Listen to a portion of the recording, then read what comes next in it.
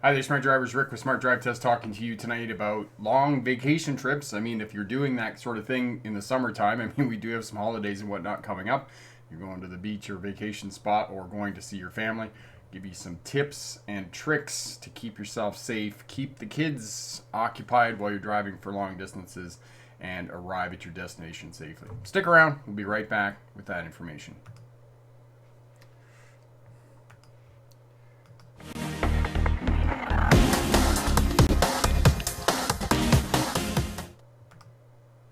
Hi there, Smart Drivers. Welcome back. Mad Trucker is here. He says top tip is lots of caffeine and regular breaks. And I definitely agree with the regular break thing for long driving because if you're drinking that much coffee, you're going to have to pee a lot. So, yeah, definitely long breaks and get the blood flowing through the body and getting out and walking around and those types of things.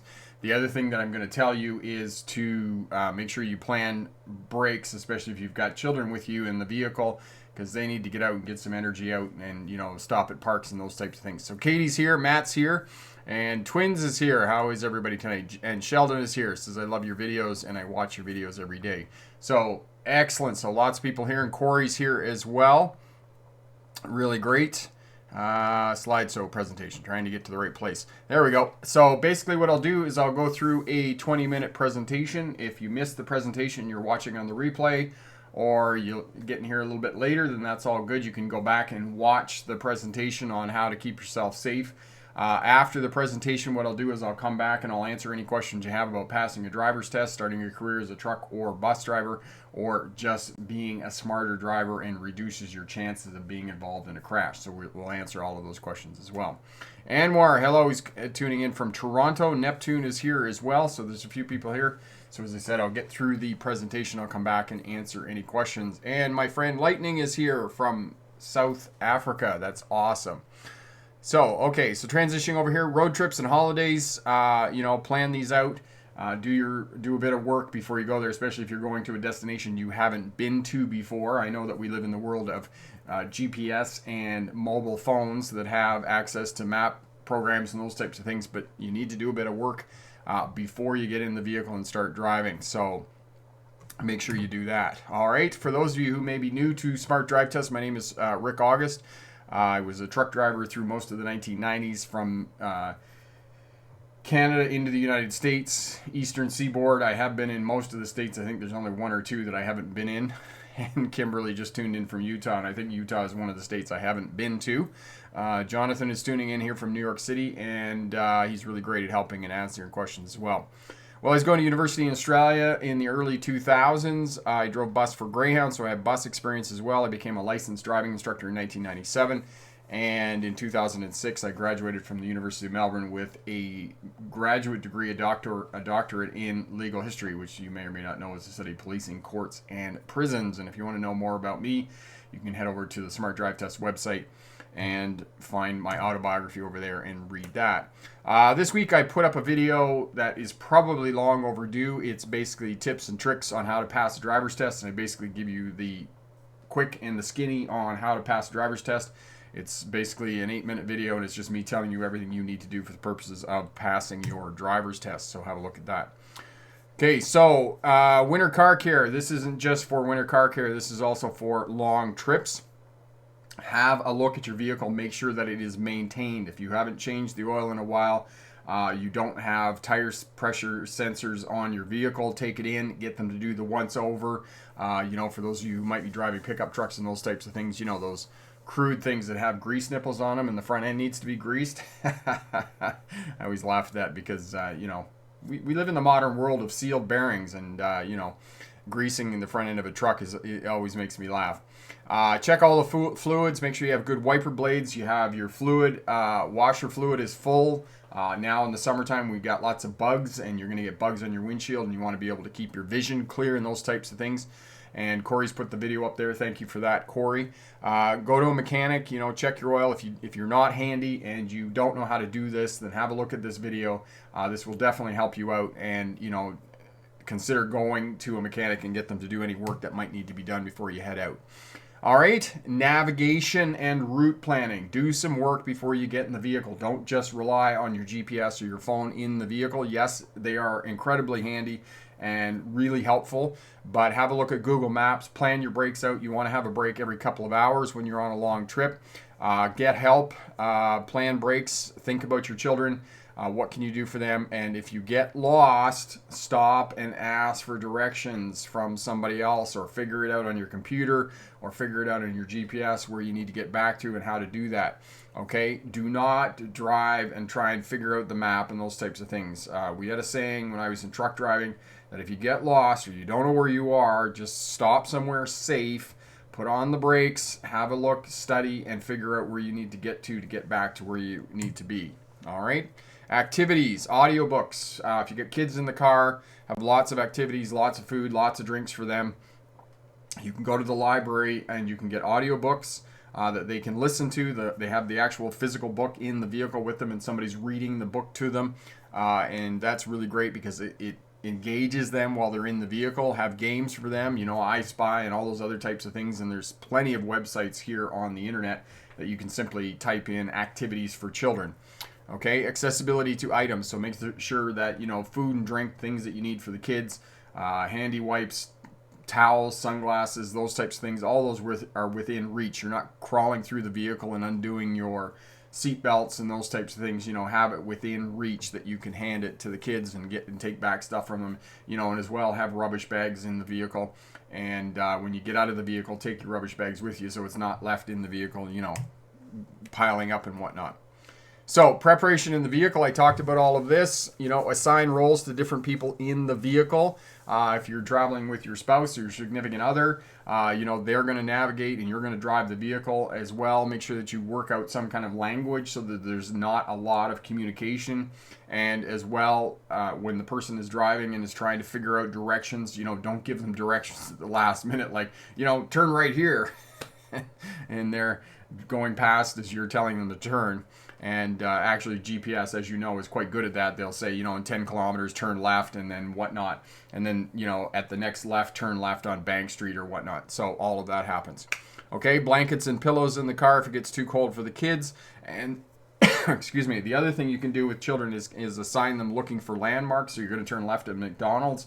So they're looking for the McDonald's, or they're looking for the park, or depending on where you're going to a holiday spot or a destination or something like that, they're looking for the big bear at the corner or whatnot, or the big tree or those types of things. So you can get the kids involved too. One of the other things I want to talk about, and I probably want to talk about this a little bit more in the question and answer period, is talking about prescription medication, because I cannot stress enough the impact of prescription medication. You really need to know what prescription medication is going to have on your body. And it may have side effects, or, may do things to you that you don't even think is going to happen because your doctor told you one thing and the pharmacist told you something else. I really encourage you to do that because, especially, I've never really been on medication in my life, and I recently took medication for my back. And for the first 4 or 5 days that I was on that medication, I was loopy, and I had no business being in a motor vehicle. So know that prescription medication is going to affect your driving, and especially if you're on long trips and those types of things and are on, a continued prescription medication, know that you need to, figure out what that's going to do to your body and whatnot. So we can talk about that a little bit later. All right, transition back here. Next slide.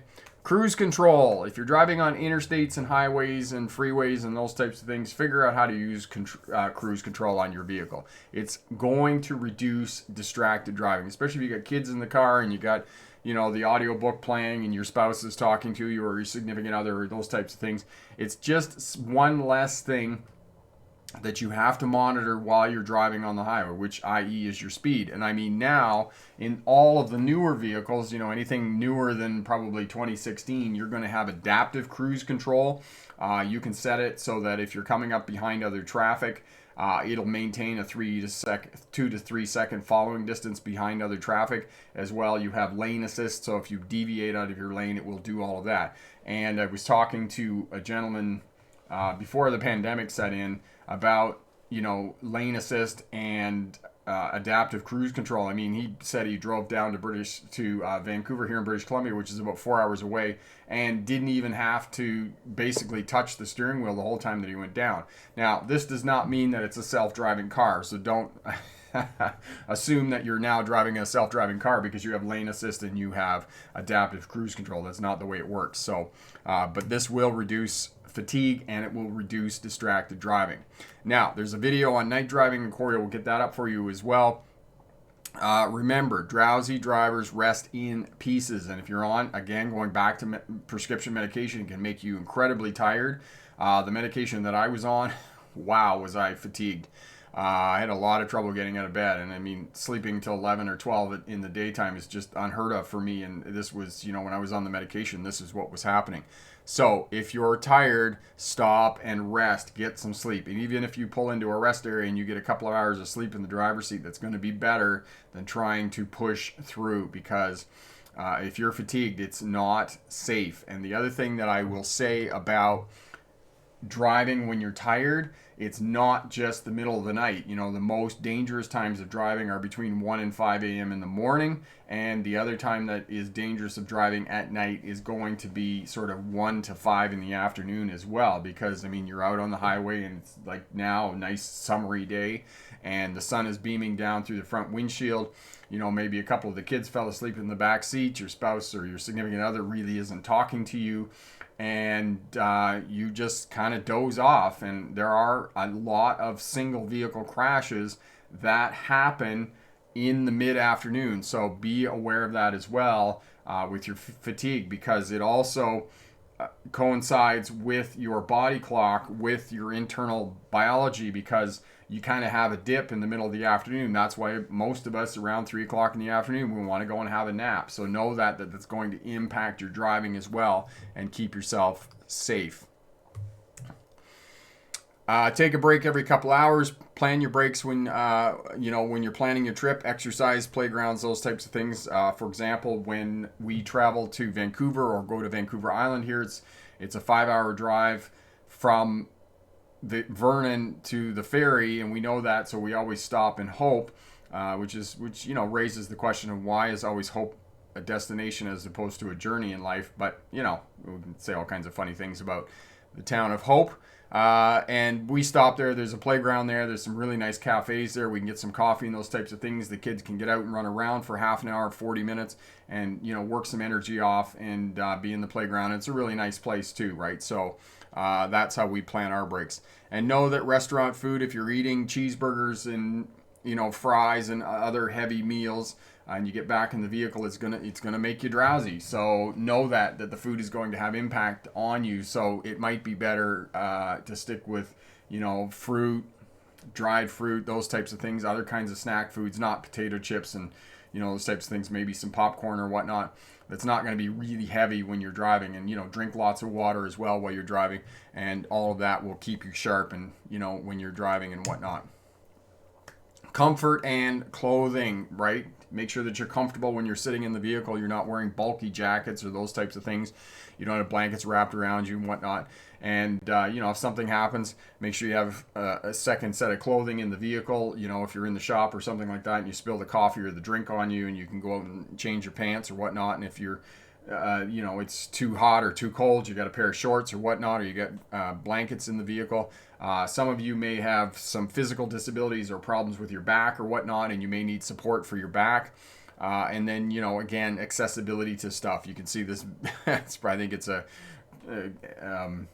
Subaru crossover here. It's completely jam-packed in the back, and I can remember with my kids when they were little, driving vehicles like that are just chocker block full of stuff, and you can't see out the rearview mirror. So make sure that when you pack up the vehicle that you have good visibility around your vehicle and those types of things, that you can see out the mirrors and whatnot.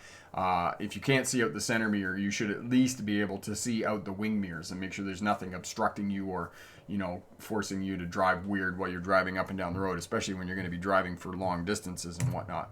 All right. Emergency stops and breakdowns. The other thing that I would suggest to you, if you do have a breakdown, perhaps consider getting a membership with AAA, the the American Automobile Association, or the CAA for those of us here in Canada, the Canadian Automobile Association. If you do break down, do not pull over on the side of the freeway or the highway unless it is absolutely an emergency. I cannot stress how dangerous it is there. I have been there with trucks where I've broken down on the side of the highway or the freeway. If you can get off the highway or the freeway as much as you can, make sure that you have a phone charger in your vehicle so that you can keep your phone charged while you're driving, because if you can't call for assistance, it's going to be pretty tough for you. When you do pull off on the side of the road, if you have kids in there, I know a lot of times they're going to get out and go to the bathroom and those types of things. Make sure you keep a hold of them. They're not running around the vehicle and whatnot. And call for assistance, put your four-way flashes on. Think about getting yourself an emergency survival kit. A lot of these emergency survival kits will have triangles in them, that you can increase visibility of your parked vehicle on the side of the road and whatnot, and that will help you out as well. But if you have roadside assistance and you get a flat tire, you get a puncture in the tire, or you have a vehicle breakdown, they'll come and get you and tow you and those types of things. So I would strongly consider doing that. And as well, the memberships for AAA or the CAA aren't expensive. They're only about $80 a year, and will really help you out in terms of tows and those types of things. So I would encourage you to consider that if you're doing a lot of driving on highways and whatnot. And remember, pick the best answer, not necessarily the right answer. Good luck on your road test. All right, so that's the presentation. We'll transition back over here. We'll answer any questions you have about passing a driver's test. I know right now it's like super busy, especially after the pandemic, with the DMVs beginning to open back up, and students getting back in. Basically, two types of licenses. We have closed circuit testing, which is where you are tested in a parking lot. So the state of Pennsylvania, Ohio, parts of Florida, Georgia, those states are all doing parking lot tests. Other states, the state of California, New York, they're doing shortened tests where it's a shorter test. It's probably only 5 or 10 minutes. And just to go back to the closed circuit test, there's two kinds of closed circuit tests. There's basically the closed circuit where you're going to do slow speed maneuvers. You're going to do reverse stall park, so backing into a parking space, 3-point turns, parallel parking between cones. And for those in the state of Ohio, you're going to do the maneuverability test there. So that's the one kind of closed circuit test. The other kind of closed circuit test that you potentially could do is one that is essentially has a small driving course in the parking lot, and you go in and you drive down straight, you do a left and a right turn, and then you come back, maybe make a U-turn, do a couple of slow speed maneuvers, and that's all that's required for you for your driver's test. So Joel, Wisconsin has is moving learner drivers to the novice phase if you qualify. So it depends. Joel, I don't know. You didn't qualify for the exemption there in the state of Wisconsin. Other than that, I don't know what the state of Wisconsin is doing, whether they have a shortened test or whether they have a closed circuit test there in that state for students. Anwar, what is the longest drive you did? How did you manage? How experienced do you have to be for such a long trip? Anwar, you don't really have to be experienced to do a long trip. You can do a long trip. Like I said, just, monitor how you're feeling when you're in the vehicle. Make sure that you stop every couple of hours. Make sure that you drink lots of water. You got food available and those types of things. Plan your your meal breaks and those types of things. And you can do it. I mean, the longest trip that because I drove truck. I drove truck from Toronto, Ontario, Canada, down to Florida, down to Texas. Probably the longest trip I did was Laredo, Texas, up through Louisiana, and then back into Ontario, which is 1,800 miles. And I was hoofing it because I had to be back in Ontario for a course that I was starting on Sunday, and I left Laredo, Texas on Friday. Yeah, so we were hoofing it. We were really hoofing it coming back in the truck, and it was a 100-kilometer-an-hour truck. So the truck only did 62 miles an hour. That was its top speed, and that's not unusual for most company trucks. They're all governed. So yeah, but it's different. It's different being in a big truck than it is driving your personal car. I can get in a big truck and I can drive a lot of hours in a big truck. At least I used to be able to. It takes a bit of conditioning. But now when I get in a car, a couple of hours and I need a break. Probably the most I can drive in a car is probably 3 hours. But you don't have to be seasoned. You can definitely do it. Okay, so Joel, you're over 18. You don't qualify for the exemption, unfortunately. And I don't know. I would need to put that out to other smart drivers who may have taken a driver's test in the state of Wisconsin. Just let us know down in the comments what you're doing, and that will help out other smart drivers who are taking their test in Wisconsin. But Jaden, hey Rick, I have some bad news. So my favorite YouTuber, I was thinking of getting rid of all my stuff I had on the Discord, but today they banned me from there. I'm really upset. Did they give you a reason, Jaden, why they banned you from Discord? That's unfortunately one of the problems with being on somebody else's platform. Is that they can easily ban you, and unfortunately, I've heard those horror stories before where they kick people off their platform, and it's the same thing with YouTube. They've done that. They've banned people, and so I I would hate to think what I would do if they just threw me off YouTube. But that's one of the reasons why I always encourage people, if you're thinking about working on a Facebook platform, or you're going to work on YouTube, or you're going to work on Discord, or wherever you're going to start, putting your presence out there on a social media platform, make sure that you have everything backed up, right? Because you've got all that work and time and energy, and Jaden just said they didn't give you a reason. That's kind of crazy why they didn't give you a reason. Usually they have to give you a reason. Is there any kind of appeal process that you can go through, Jaden? Tongue, how tall am I? I think I'm like 5'11", which is like 175 centimeters. So, I'm kind of average height. Anwar, can you be CAA member if you don't have a car? I have a full G but not a car. The insurance company asked me $700 for a month because I am a new driver. I have no bad record. Yeah, Anwar, I know that insurance is incredibly expensive. One of the things that I would suggest to you, Anwar, in terms of getting affordable insurance, and I have said this to young people before, don't finance the vehicle. Buy a vehicle, an older vehicle outright, like for example what I drive, the buggy, and then when you insure it, only insure it for property damage and public liability. So public liability in terms of insurance lingo means that if you get into a car wreck and you injure somebody else and they come back and they sue you, that's what public liability is. Property damage is the other one. So if you drive your car and you drive into somebody's house and you destroy their house and it has to be fixed, property damage will take care of that. Now, there are other kinds of insurance, as you may or may not know. There's fire insurance, which, your car burns to the ground, they'll pay for it. There's theft. If somebody steals it, they'll cover it. And then the last one is collision. And collision is basically if you go down the road and you have a crash. Say, for example, you drove off the road because you were tired and hit a utility pole and wrote your vehicle off. If you have collision, the insurance company will replace your vehicle. But you need to understand that as soon as you put collision on your vehicle, your insurance doubles. So, for example, you're saying $700 a month, and where you want to get the details of what they're charging you for in terms of $700 a month. Now, with insurance, say, for example, that was just PL and PD, which I don't think it is. They're probably throwing a couple of other things on there as well.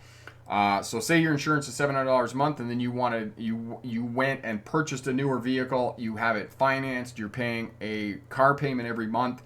You now have to have collision on that vehicle because it's financed, and the finance company needs to protect their investment. Now, of course, they're going to protect their investment by forcing you to get collision insurance. It's the same thing with my mortgage on my house on Vancouver Island. Because I have a mortgage on my house, they are forcing me to get earthquake insurance on my vehicle because there potentially could be an earthquake and Vancouver Island could fall into the sea. Not likely going to happen, but this is how insurance companies work. And it's the same thing with your car. If you have financed that vehicle, they're going to force you to have collision insurance.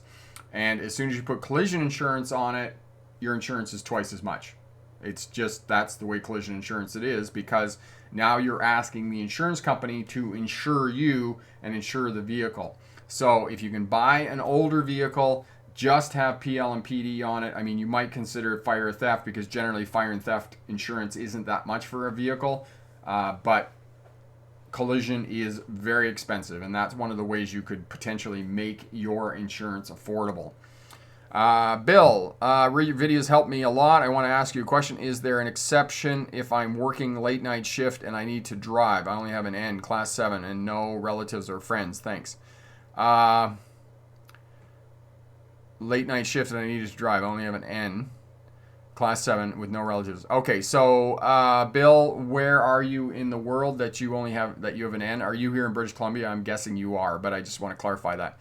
My friend Epic, well said, Rick. And for shorter trips, it is fine to leave a survival kit. For long trips, try to use rest areas if you want to change drivers or use restroom facilities. Example, Easton, Pennsylvania to Toronto, Ontario. Yes, and if you're driving on the interstates or the freeways, there's plenty of rest areas, and they are pretty much located 2.5 hours apart. And the interstate system in the U.S., you get into any metropolitan city or any city along the freeways and whatnot, then it's easy to get off. And the destination signboards are really good. The blue signs, they'll tell you what services and amenities are available when you get off at that exit. So have a look at those signs and pay attention to those signs. And I mean, as well, when you're planning and doing your route planning and your navigation for your trip, you just take 100 miles or 120 miles from one place to the next place, and you just go on Google Maps and just zoom in and figure out what amenities are there. If you like going to McDonald's, or you like going to A&W, or you Dunkin' Donuts, or whatever shop you want to stop at. The other thing in terms of traveling with children and having playgrounds and those types of things, look for churches, look for school grounds, playgrounds, those types of things. Anything that could have some sort of amenities for the kids to go and do something. And you don't even need a playground for kids. If you could stop somewhere along a river, in a rest area that has a toilet or something like that, then, these are the types of places and things that you want to do when you're doing your route planning for your long trip and whatnot. Okay. Tim, my friend Tim from DriveSmart BC, he's saying for Bill Richards, no exemptions. If the restriction on your license, then you must follow them. Yeah, and that's unfortunate in terms of night driving. If you're working night shifts and those types of things, you're going to have to make some other arrangements and whatnot to be able to get yourself to and from work. So, I was asking him where he's from. Demon, hi. So my road test is in 4 days in New Jersey. What can I expect? I have been practicing a lot, and that's awesome. So, Demon, again, New Jersey is doing one of two things. The state of New Jersey, the Garden State, is doing either closed circuit testing or they're doing shortened tests, or it's kind of a combination of the two things. Some counties in the state of New Jersey are doing a closed circuit test that's, like a little mini driving course, right and left turn, stops, and those types of things. So know that, and, I can't give you a definitive answer for the state of New Jersey because they're doing different things there in different places. Some of them are closed circuit testing and those types of things. However, if you've been practicing and you've got your slow speed maneuvers down, packing into a parking space, 3-point turn, 2-point reverse, not 2-point reverse turn, backing into a parking space, and 3-point turns, parallel parking, then you're going to be fine. If you've got all that stuff under your belt, then you're just going to be just fine when you go in for your driver's test. Bravo, what is the safer to drive on Trans-Canada Highway weekends, weekdays, or weekends, or there's no difference in terms of traffic? Pavo, that's a really good question. And this goes back to when I was talking about night driving. One of the things that you want to be careful of is driving Thursday, Friday, Saturday night. Those 3 nights, if you're driving when the bars close at 1:30, anytime from kind of midnight till 3 o'clock in the morning, those are times that you need to be careful, because potentially if there are people who are drinking and driving, that's potentially when they could be out on the roadways. The other thing right now is, I just drove down to Kelowna here, which is, an hour away from where I live in Vernon, and we're into summer traffic here. Excuse me. It's busy. There's a lot of people out. There's a lot of people towing caravans. There's a lot of motorcycles, packed motorcycles, and people on vacation and those types of things. People pulling caravan trailers, people pulling boat trailers and whatnot. So there's a lot of traffic. And you know, you just got to, you just not got to, you gotta, you need to manage space well around your vehicle and not get in a hurry when there's a lot of traffic on the roadways to keep yourself safe. Okay, Tim, thank you so much. Have a good night. Enjoy your dinner. Epic, speaking of New Jersey, 2 of their facilities that reopened, which are Wayne and Hazlitt, got closed due to COVID-19 positive employees.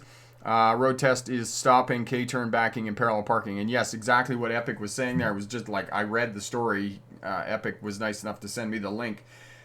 It's just like they were lined up in noon, and there's lots of DMVs in the States, particularly in New Jersey and New York and California, these other places where, and because it's not just road tests that they're administering registrations for vehicles, you know, change of ownership, those types of things. There's just a mountain of paperwork that DMVs are doing. People are lined up overnight. They're camping overnight at DMVs to get all of this work done.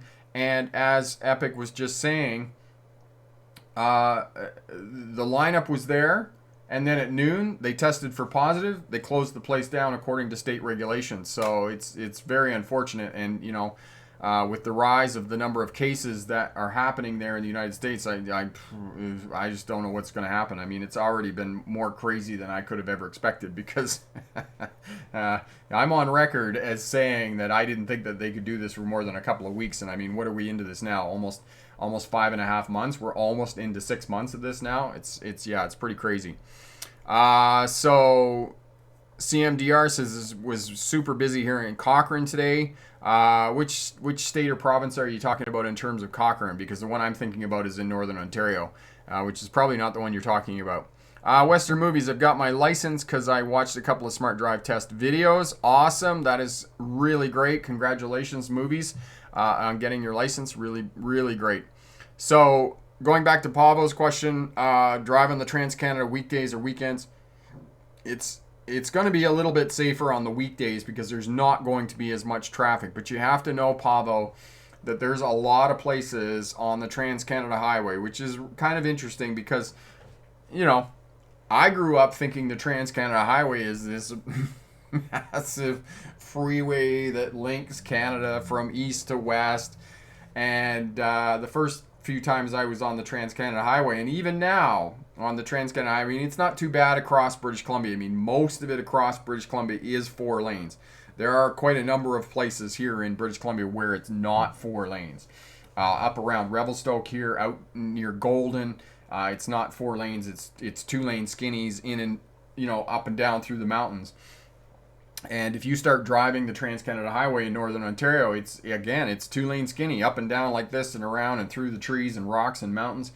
And the first time I was on, I was like, really? This is our big highway that connects our country? Yeah, if you've been watching American movies and looking at interstates and those types of things in the U.S., no, the Trans-Canada Highway isn't anything compared to that. It's a kind of goofy, crazy highway. All right. Olivia, any tips for parents who are scared to be in the car while their children is taking their driver's test? My mom has to be in the car with me while I take my test in 2 days. Olivia, it doesn't necessarily have to be your mom. I mean, if your mom is terrified, it can be somebody else. It simply just has to be an adult. I don't know which state you're in, but most of the states, it simply just has to be an adult who's over 25 years of age and has a license. So it doesn't necessarily have to be your mom that's in the vehicle with you. It can be somebody else. So that might be an option for you, is to find somebody else potentially who could be in the vehicle for you. Yes, Pavo, that's absolutely it. And the other thing, Pavo, and this is for the other smart drivers who might be watching here or watching on the replay, you know, click that thumbs up button while you're here, is that, don't, you know, start over again because I got distracted here, is that when you're driving, think about where you're going to be. So, you know, are you going to end up in Winnipeg, for example, at 8 o'clock in the morning? Well, you might want to stop and have breakfast and wait an hour or so before you head through Winnipeg. Same thing with Calgary, right? Because, and this goes for people who are in the United States as well, if you're going to go through a large metropolitan place on the freeway or you're running on the state roads or whatnot, you know, what time are you going to be around the cities? Because it's going to be busy during morning rush hour and it's going to be busy in the afternoon rush hour. So instead of trying to drive at those times, you might want to stop, have a break, take the kids to the park or those types of things. So there are options to keep yourself going and whatnot. And I mean, there were lots of times when we were driving truck, you get loaded, it'd be 5 o'clock in the afternoon, you'd be trying to come out of the city, and we just sit and have a sleep or go for a walk or something like that, and then start at 6:30 or 7 o'clock at night, as opposed to the height of rush hour traffic. Because I mean, really, what's the point of going and sitting in traffic? That's no fun. Excuse me. Morts, in BC, school zones are only on weekdays, right? When I was there I wasn't sure if I was slow down, because here in Calgary, it's every day. No, Morts, it's not. School zones, and this applies everywhere, both in the United States and here in Canada. School zones are only applicable when school is in session. And there are some places, and I've heard this from smart drivers previously, that there are some schools that will put signs up to say that there is summer school in session. I can pretty much guarantee that there aren't very many schools right now with the pandemic on that have summer school in place. So now the fact that it's summertime, you don't have to slow down to the school zone speed, whether that's 20 miles an hour or 30 kilometers an hour here in Canada, wherever you are, because the school is not in session. So it's only when school is in session. It's not on weekends. It's not in the on PD days rather, professional development days, and it's not during March break and those types of things. So school zones. You only have to slow down when school is in session. All right. Alberta is a small city just west of Calgary. No. Alberta, I think you might have wrote that wrong. It's a small city just west of Calgary. No, Calgary is a city in the province of Alberta. I can see how you can make that mistake. It was funny. CBD 54 from Paraguay. How are you, my friend? That's awesome. Thank you for tuning in. I missed your comment, did I, Jaden? Okay, thank you for letting me know here. I'll zoom back up here and see if I can find it. Missed your comment again. He said it twice. My dad did say if Gantz is not a good friend, then he's not a good friend, so I'm not going to get any of his merch since he banned me from his Discord. Yeah, that's terrible. They didn't give you a reason why they banned you. I don't understand that. That's crazy. Okay.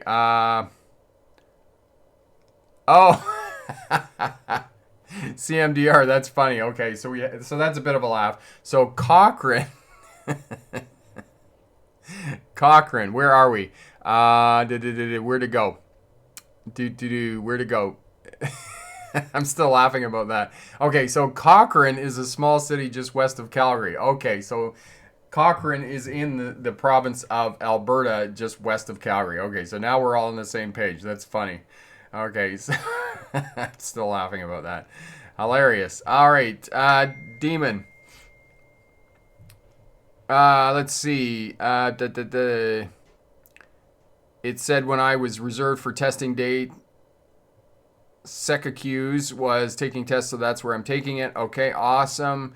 Adam, I'm taking my driving test tomorrow in Kansas. Any last minute tips I can do to prepare? Adam, do you have any information about what they're doing there in the state of Kansas? I don't think that I have any information about what they're doing in the state of California. But I think if you've done all your practice, you've done your slow speed maneuvers and whatnot, then I think you're going to be just fine, whether it's a closed circuit test or whether it's going to be a shortened test for you there in the state of Kansas. So, if you could drop back, that would be really great. Let us know what happened for you there in the state of Kansas and how your test went for sure. Anwar, so I think, Anwar, you said you were in Toronto, right? Here in British Columbia, the COVID is not that big of a deal. I mean, yes, we have all of the plexiglass in the restaurants and servers are wearing masks and those types of things. So all of that's going on. It's pretty good here, actually. You know, we don't have a big spike. Vernon is not a big town. It's just big enough to have the box stores. So Vernon has, you know, Costco. No, it doesn't have Costco. It has Home Depot, and Walmart. If you want Costco, you got to go to Kelowna. But, you know, it's just big enough that, you know, we have that. I think it's probably about 100,000, 120,000 that live here in Vernon. It's a nice place. You know, people love it. It's in the mountains. It's beautiful. And, you know, this time of year, I mean, we have access to 3 lakes here too. So, you know, it's an incredible place and nice. Very nice. Pavo, what is the beginning of the message behind you ending with deleted and blocked? Oh. What does that say? By the power vested in me, I pronounce you by the power vested in me. I pronounce you deleted and blocked. I bought that a couple years ago. It was actually pretty funny. Here, I now know why you can't see it. Because I didn't. They let me fix something up here for you. I didn't do the tilt. Here we go. There we go. Save. All right, I fixed it for you, so you should be able to see it here soon. Yes, basically what it is if you know, as I've talked to smart drivers before, the channel here, the Smart Drive Test channel, it's about empowerment. It's about helping you out, giving you the information to pass your driver's test, start a career as a truck or bus driver, and drive smarter. And, you know, I get people on here every now and again on the channel, and they're having a go at somebody or they're beaking off at somebody. I just delete them. This isn't that arena for that. There are lots of channels out there that you can go and have a whinge and attack people about their driving and those types of things. This is not the place. This is a safe environment for people to learn and people to learn how to drive better and pass the driver's test and start a career as a truck or bus driver. So that's what it means. It means as the moderator, and I was going to take you out. Okay. Adam, in Kansas, we had to schedule the test a few weeks in advance, and I believe it will be a shortened test. Okay, perfect. So you're going to be really great. That's awesome, Adam. Thanks for that information. I won't have to do parallel parking, K-turn, or backing. Demon, how do you know that? I wouldn't bank on that. Okay. Gil, I just got my CLP for a CDL class. Do you suggest to enroll a college truck school or a trucking company student program? Gil, when it comes to truck driving schools, and Corey will find the video for you on 5 questions to ask truck driving schools. I'm a huge advocate that when you go to a truck driving school, that you are one-on-one lessons with one driving instructor for the duration of your course, because there are too many driving schools, most driving schools, that will move students around between instructors, and they'll give you the bunk that, oh, you'll learn more stuff because you'll get exposure to more people and all kinds of ideas about driving. You don't have enough experience to be able to do that. And I'll give you an example of this. Years ago, after I'd been on the road driving truck for a while, part of what this driving school that I was at offered as a benefit, as something else that you could purchase, was you could purchase a day course where you went down to the skid school in Michigan at Eaton Fuller, and it was like another $500 or $600 or something.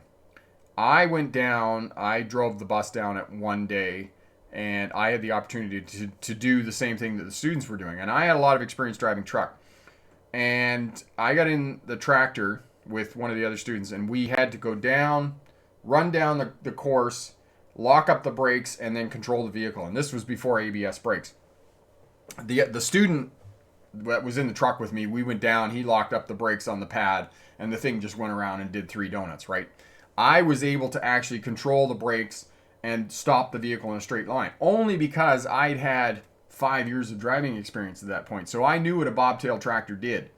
And this goes back to the point about truck driving schools. When you go to a truck driving school, when you're learning, there's so much stuff as a truck driving student that you're trying to learn and trying to get in your head and trying to comprehend, that you just cannot take on different viewpoints from different driving instructors. So when they tell you that, when the driving school tells you that, you just go, yeah, talk to the hand. Thanks very much. See you later. The best driving schools, and I've worked at 2 or 3 of them now, that one-on-one driving instruction with the same instructor from beginning to end, not only is it a better experience for the student? It's a better experience for the driving instructor, and I would also argue that the pass rate for first time taking your truck driving license is much higher because the student knows exactly what he or she has to do. He or she is not confused by the different language that different driving instructors use and those types of things, because the driving school will give you the bunk that, oh, every driving instructor does the pre-trip inspection the same way. That's not true. That is not true. They could do it. You can have two driving instructors. They'll do it exactly the same way. They'll check exactly the same items on the truck. They'll do them in a different way. They'll say different things about them. They'll have different explanations for them and those types of things. So it just further confuses the student. So one instructor with you for the duration of your course. That's the school that you want to go to. Gordon, my friend, how are you? Okay. CMDR, 80% of my driving knowledge is from you. I'm really glad we can help out. That's awesome. Mortz, mask is mandatory in Calgary starting August 1st if you go to public places like transit, grocery stores, and malls. And yeah, Mortz, I suspect that's probably coming here as well, that if you're going into public places, you're going to have to wear a mask. I'm not sure how that works in restaurants when you're trying to eat, but it is there. And we went into a pub today, and the interesting part of it was the servers, some of the servers were wearing these clear plastic kind of masks, which was kind of a new experience. It was, what's the word? The Stepford Wives. It reminded me of the Stepford Wives, that they were all kind of cyborgs with these plastic masks on that were clear plastic, which was interesting. CMDR, one-on-one training is the absolute best in my opinion. Yes, and I agree completely on that. Parking, K-turn, backing, and stopping. Yes, and I have that in the video on the modified driver's test that will help you out with COVID. So there you go. Jaden, I have 2 videos of the flashing yellow arrow traffic lights if new drivers are confused. And if you have those, Jaden, that would be really good. I can do a video. We can talk about that, or I can do a story video as well. I've been doing some of those. Gordon, are certain carriers recruiting foreign truckers due to a shortage as a way of paying people less? Truck driving is no longer a skilled trade. Gordon, truck driving hasn't been a skilled trade for a very long time. And, you know, the old timers will say to you, it's all about deregulation in the industry and those types of things. It doesn't have anything to do with that. It's just the way the industry went. There was a huge change in the trucking industry in the 1990s, in my mind, which had nothing to do with deregulation. What happened in the 1990s with the trucking industry was that large industry, primarily the automotive industry, realized that they didn't have to have huge amounts of warehouse space to keep product in, especially for the automotive industry. So they didn't have to have a large warehouse to have parts in. They came up with something in the 1990s called JIT freight, just-in-time freight. And essentially what would happen was, in the morning, the automotive industry had the line, and they knew that they needed 1,200 mufflers at 5 o'clock that afternoon, and 1,200 mufflers would keep them going for the week. And so basically what happened is the industry, not just the automotive industry, but the industry as a whole, realized that they didn't have to warehouse product anymore. They basically could warehouse product on trucks on public roads. And this is what they're now doing. And they've been doing this for 30 years now. And it saves them enormous amounts of money. So what happened was, because they were now warehousing product on trucks on public highways because of this just-in-time freight, the number of trucks on public highways went through the roof. The number of drivers needed to supply just-in-time freight went through the roof. So when you have an enormous pool of trucks and trailers and drivers, the industry becomes diluted. That's all that happened. So the industry is not, there's foreign workers. I mean, yes, there's foreign workers in the truck driving industry, and there's people who come into the industry to be able to do those types of things and whatnot. But it's simply because of the demand for drivers and equipment to be able to move this freight around and warehouse this product on public highways. And I'll tell you my personal experience. I mean, I drove truck full time in the 1990s. I went back for a short period of time in 2016, and there was very little that had changed in the trucking industry. The trucking industry was still very much about hurry up and wait, right? If there was a load, it had to be there yesterday, and if there wasn't a load, you were sitting and waiting until the load came around. So the industry hasn't changed a whole lot. It's less. There's less isolation in the industry because of communication and mobile phones and texting and social media and those types of things. But for the most part, I still don't understand why in this day and age that a truckload of Twinkies has to be there yesterday. They're not going to go bad, right? Or a load of carpet needs to be there. It's all of this stuff. I think the logistics could be way better, but it's a bigger problem than than what I'm willing to tackle. Jaden, and speaking of restaurants, I called one of the restaurants in Florida, and they said it's not required if you wear a mask at the table because you'll be eating, so it's not required to wear the mask. Okay, so that's probably what's going to happen, Jaden. I was a bit of a tongue in cheek there in terms of what was going on. All right, so all of the people that have driver's test, as I said, it's either going to be a shortened driver's test or it's going to be a closed circuit test where you're going to have to do slow speed maneuvers and those types of things. And Corey's put the video up for you, COVID-19 and your driver's test. Actually, Corey, I think it's the modified driver's test is the video that we need here. It's still all of the same components. Speed management, space management, observation and communication. Make sure you're doing your checks, especially when you're backing up and doing your slow speed maneuvers when you're driving. Make sure that you're signaling in the parking lot both when you're going forward and when you're reversing, when you're backing up and you're changing direction of the vehicle. Signal, signal, signal. Okay, make sure you have head checks and those types of things. You're doing your 360-degree scan before you're backing up. If you are reversing, make sure you're looking out the back window because even if the examiner's not in the vehicle with you, he or she can see head movement. So know that you're going to have good head movement so that they can see that from outside of the vehicle and you're communicating well with other traffic and whatnot. Manipulating the steering wheel, keeping both hands on the steering wheel, because all of this they can see from the outside of the vehicle. So know that and practice that for the purposes of your either closed circuit test, which is going to be one of two things. It's going to be a series of slow speed maneuvers, or it's going to be a kind of driving course in the parking lot. So that's what you're going to have to do. All right, and then shortened test, it's just going to be simply a few turns. You're not going to go very far from the driving test center and whatnot.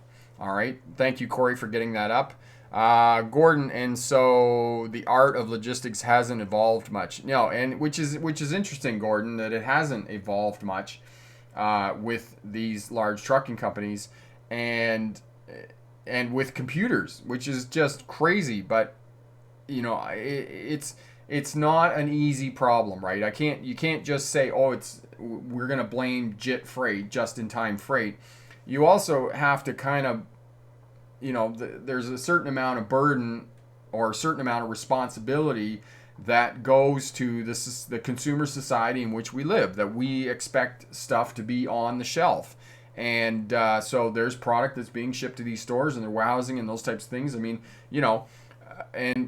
we have choice, right? If we go and say, for example, we're planning a birthday party and we need some tinsel and we need some birthday candles and we need some party hats and those types of things. If we go to Walmart and we can't find that stuff there, we're going to walk out of Walmart, we're going to go to Superstore, and we can't find it at Superstore, we're going to walk out and we're going to go to Dollar Store. So for a lot of these retail stores and whatnot, it's a matter of them having this product on site and available to the consumer, but at one and the same time, they can't warehouse a lot of this material, so they put it on a truck. And I mean, Walmart, for example, they have their own trucking company. It's another subsidiary of Walmart. It's the same thing with Costco here in Canada. Costco has its own trucking company. McDonald's has its own trucking company. Martin Brower is McDonald's trucking company. So these large retail stores or restaurants or other service industries and those types of things, trucking is lucrative enough for these companies to take that on themselves and to handle that and to know how to do it. So for some of these very large companies, the logistics of trucking and the logistics of actually bringing in product and services to their retail stores for the consumers, they've taken it on themselves. So that's basically, it's a huge problem. It's a huge thing, right? Okay, here we go. Yes, Anwar, once you get your G license, what are the traffic offenses that could result in losing your driving privilege? Anwar, so if you get your G license, yes, and as Corey said, Coca-Cola too has their own trucking company. Excellent point there. So they have their own trucking as well. Anwar, G license, Anwar, you have to work pretty hard to lose your license, once you get your full license, because you got 15 points. I mean, you could basically get 3 excessive speeding tickets in a row because each one of those are 3 or 4 points. That's one of the ways you could do it. Passing a school bus is 6 points. I mean, as long as you're keeping your nose clean, you get 1 or 2 speeding tickets every 5 years, you're probably going to be okay. But, keep up with traffic flow. Don't turn contrary to signs where you can't turn at intersections and those types of things. Pay your insurance. Don't get caught without insurance and whatnot. But, if you do most of the stuff that we do here on the channel, you're going to be pretty good and keep your license and do well. Gordon, do you attribute the emergence of JIT to urbanization, higher consumer culture?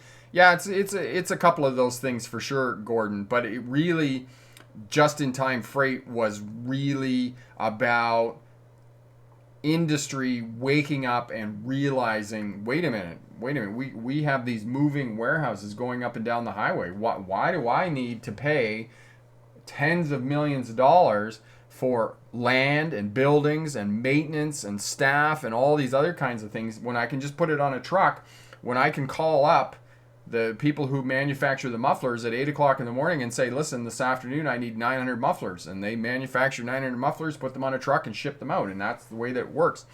And that's the way it works for a lot of industry and a lot of restaurants and other service providers and whatnot, is that they just call up the company. It's the responsibility of them to put it on a truck. There's also trucking companies like QuickX Transportation out of Toronto, Ontario. I'm sure there's tons of companies in the States that handle LTL freight. That these companies do centralization of freight. So essentially what they do is that they have a terminal within a city. For Vancouver, British Columbia here, for example. They'll send out all the small 5-ton trucks. They'll pick up the freight. They'll bring it in. They organize it. They put it on a bigger truck. All of this freight is going to Eastern Canada. It'll stop in Toronto. They'll put the truck there. And then the little trucks come in. They load the little trucks up and they send it out as well. So that's another service that some of these larger trucking companies specialize in, is this less than load freight. And they do that really well. Okay. No, Jaden, I said your comment about the restaurants, that they're going to let you sit at the restaurant and eat your meal without a mask on. Gordon, do you... okay, we answered that questions. No, got that. Are there specialist trucking positions? Chemical or steel hauling? Yes, Gordon, there's tons of specialty trucking companies. I mean, here in British Columbia, where I live, stick hauling logs, right? They're just pounding up and down through town here all day long. Chip trucks are another specialty.